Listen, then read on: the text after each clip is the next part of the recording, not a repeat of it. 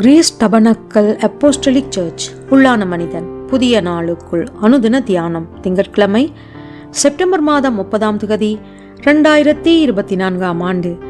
இன்றைய தியான தலைப்பு வெளிச்சத்தின் பிள்ளைகள். இன்றைய தியான வசனம் எபேசியர் 5:8.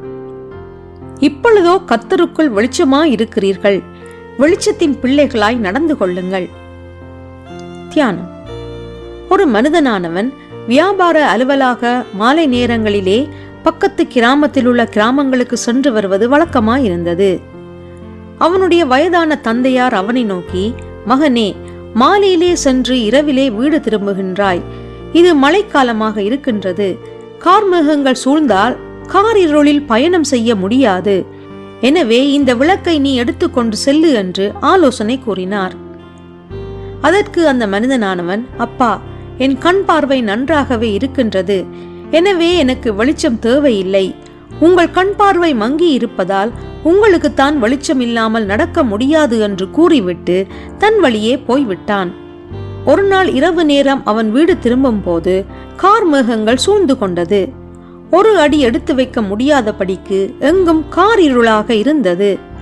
வன விலங்குகளுடைய சத்தமும் சீறும் சர்ப்பங்களின் சத்தமும் அவன் காதிலே ஒலித்ததே தவிர அவன் அவைகளை தன் கண்களினால் காண முடியாமல் திகிலடைந்தான். ஜீவ ஒளியாகிய ஆண்டவர் இயேசுவினால் வெளிச்சத்தின் பிள்ளைகளாக்கப்பட்டவர்களே, நாம் எப்போதும் எவ்வேளையும் எந்த பருவத்திலும் திவ்ய ஜீவ ஒளியிலே நடக்கின்றவர்களாக காணப்பட வேண்டும்.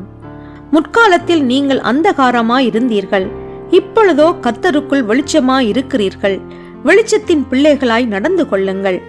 நீங்கள் ஞானமற்றவர்களைப் போல நடவாமல் ஞானம் உள்ளவர்களைப் போல கவனமாய் நடந்து கொள்ள பார்த்து நாட்கள் பொல்லாதவைகள் ஆனதால் காலத்தை பிரயோஜனப்படுத்தி கொள்ளுங்கள். ஆகையால் நீங்கள் மதியற்றவர்களாய் இராமல் கர்த்தருடைய சித்தம் இன்னதென்று உணர்ந்து கொள்ளுங்கள். ஒரு காலத்திலே ஆண்டவர் இயேசுவை ஏற்றுக்கொண்டவன், எனவே நான் எப்படியும் வாழ்ந்து கொள்வேன் என்று மறுபடியும் அந்தகார கிரியைகளுக்கு உடன்படுகின்றவர்கள் வேத வார்த்தைகளை தங்களுக்கேற்றபடி புரட்டுகின்றார்கள்.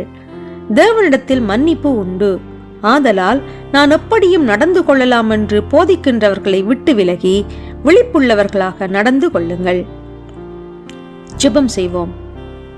ஜீவ ஒளியை எனக்குள் பிரகாசிப்பித்த தேவனே, மற்றவர்கள் தூங்குகிறது போல நானும் தூங்காமல் விழித்துக்கொண்டு தெளிந்த புத்தி உடையவனாக வெளிச்சத்திலே நடக்க என் மனக்கண்களை பிரகாசிப்பீராக. இரட்சகர் இயேசு வழியாக ஜெபிக்கின்றேன். ஆமேன். மாலை வாசகம் 1 தெசலோனிக்கேயர் 5 அதிகாரம் 5 தொடக்கம் 8 வரை.